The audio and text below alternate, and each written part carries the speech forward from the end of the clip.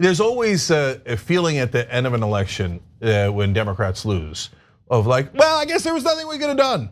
No, that's not remotely true. You could have actually run a real campaign. So what's a real campaign? So she put out some good things in the beginning and we were excited about it. She had some economic populist policies about housing and price gouging, et cetera. We said, attaboy, and she picked Tim Walz. That was the correct decision. So at that point, she goes, Biden was way down, she skyrockets, takes a big leap, right? And at that point, she then turns around and goes and sends Mark Cuban all over CNBC to go, remember, I love business interests. All the CEOs are on my side. Dick Cheney's on my side. Liz Cheney's on my side. Every CEO's on my side. Oh my God, I love corporations. Don't worry, I'm not gonna do the price gouging plan. I'm not gonna do it at all. She's never gonna do the price gouging plan. They swear up and down on CNBC and all over cable news. Well, then she lost her lead. Why do you think you gained the lead? Why do you think you lost the lead? No, they'll never figure it out. Never figure it out. The housing plan is a pretty good plan. I would have been more clear that, hey, private equity will be banned from buying homes. These sons of bitches on Wall Street are buying all our homes and driving up the housing prices. And what happened? She almost never talked about housing again. So, and so guys, it also matters how you talk about things. So it's one thing to go, I have a good plan on housing, and then and here's my anodyne, normal, boring, dull ad on it, maybe, right? It's another thing to go, I'm gonna get those sumbitch Wall Street guys. Here's how much our housing prices were before private equity started buying up all the homes. Here's what they are now. Well, these guys are gonna drive us all out of the market. They're gonna take all of our homes and they're gonna turn us into renters and they're gonna make us work for them the whole time. Now, if you tell a Democrat that, they go, oh, no, that's so uncivil. Don't do that, please, no, that's so uncivil, right? You know what that resonates with? The average American who didn't go to Yale with you, okay? And who isn't planning to be a lobbyist afterwards, and who doesn't have nothing but banker friends. The average American wants you to be pissed, because they're pissed because they can't afford houses anymore. I went to a wedding down in Florida, a bunch of guys from Florida, New Hampshire, all over the country, right? Nobody fancy, it's a guy who led Wolfpack. These guys are real, like as salt of the earth as it gets, right? Every person I talk to, man, I can't buy a house. I got a decent job, I got a good job. I'm lucky, happy, etc. I got a good family, but it's impossible. It's impossible, I'll never be able to buy a house. So my parents had a house, why can't I have a house? Why are we going backwards? I heard that everywhere. Imagine if somebody said, I'm not gonna stand for it. We had houses, you're gonna have a house. And if I gotta go after every son of a bitch on Wall Street, then that's what I'm gonna do, okay? Oh, no way, there's a 0% chance any weak Democrat will ever do that for you. They'll never fight for you. They'll never fight for you. And that's why they keep losing to ridiculous, moronic clowns like Donald Trump. How do you lose to a guy like that? Twice. You think they'll learn anything? They'll learn nothing. Nothing. What did Steve Cohen say today? I mean, look, I like the brother because he's honest, but Congressman Cohen came on here and said, we need to raise more money. Oh, come on, Jesus Christ. And he blamed the American electorate, but it's not his fault. He's actually one of the most honest guys in Congress. Because that is you did go talk about woke mind virus. A lot of that is BS. There's a Washington mind virus. Money's supposed to lead to victories. You raised $1 billion, where the F is our victory? One more thing, paid family leave. So, why do I keep talking about it? Because it's so obvious and it is indisputable. So if Kamala Harris, this was the plan that I wanted to get to Tim Walz, but I'm not connected enough, I'm not rich enough, I didn't donate enough, so I couldn't get to Tim Walz. What I wanted to say to them is, try to pass paid family leave in the middle of the election. Again, they would have been like, oh, that's like 1% risk? No, that's so risky. No.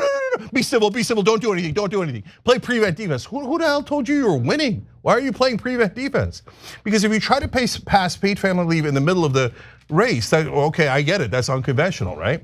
Well, what would have happened? You put the Republicans in a super tough spot because they got to either sell out their corporate donors or they got to sell out the average American. 84% of Americans want paid family leave. You go out there, you say, I'm gonna save those moms. I'm not having you send them back into the assembly line a day after they give birth. You're gonna pass paid family leave now, or you're gonna pass it the day after the election, after we kick your ass and take all your seats. So which one is it gonna be? And then that would force the Republicans to play defense and go, no, I'm against moms. I'm against 84% of Americans. I don't want them to have paid family leave. And then they're in a super tough spot because even 74% of Republicans want paid family leave. Nope, nothing. And they would never do that because they're not that smart. I hear, oh, they're so smart. No, these Democratic leaders are simpletons. They're servants of the donor class. So they go in there like, oh, donor, give me money, please. And I made an ad. I'm Kamala Harris, I'm full of joy. Okay, well, what did that get you? And they say, oh, Jake, you're too angry. Too angry? What? You think, does Donald Trump look like he's kind? Does he look like he's in a good mood? I mean, no, people want some sort of reaction from their politicians. They want them to represent them, to fight for them. But that has never occurred to a Democrat outside of Bernie Sanders, and probably we never will. So look, I have no interest in listening to a single Democratic politician ever again. They can go kiss my ass, they can do whatever they want, and we never listen to them anyway, and they hate us because we're right and they're wrong. They're always wrong, and they hate us for being right, okay? So, but they're not gonna learn. You have to beat them in a primary, that's your only hope. And so if you say it's super hard to beat them in a primary because of the lying sons of bitches on mainstream media, who will smear you to no end, who will fight harder against progressives and populists than Republicans or Donald Trump or anyone else. Well, brothers and sisters, nobody said life was fair. So we gotta go fight that mainstream media. We gotta destroy that mainstream media that is filled with lies on top of lies about how the politicians are so honest and the donors have no control over policy. They have 100% control over policy. Everyone in mainstream media is a liar who goes, oh, well, here's a bill. Well, I'm not gonna talk about the donors at all. Oh, I think they're having an ideological debate. Oh, look at that. The donor class won the ideological debate again, but I won't call them the donor class. I won't tell you that it's corporate Republicans and corporate Democrats that are playing good cop and bad cop against you the entire time. So these Democratic leaders are the most useless people on earth. If they're not all fired, the Democratic Party is out of its mind. So as the voters, you have to understand, those guys have a vested interest in protecting their own ass and protecting their money and their privilege and their status. You need to fire them. They're not gonna fire themselves. You think Chuck Schumer, Hakeem Jeffries, Kamala Harris, and all these people go, oh yeah, I got Jamie Harrison at DNC. Oh yeah, I guess we were the problem. You think the Democratic consultant class that have been robbing you blind this entire time is gonna go, oh, I guess we were the problem. No, you have to fire them.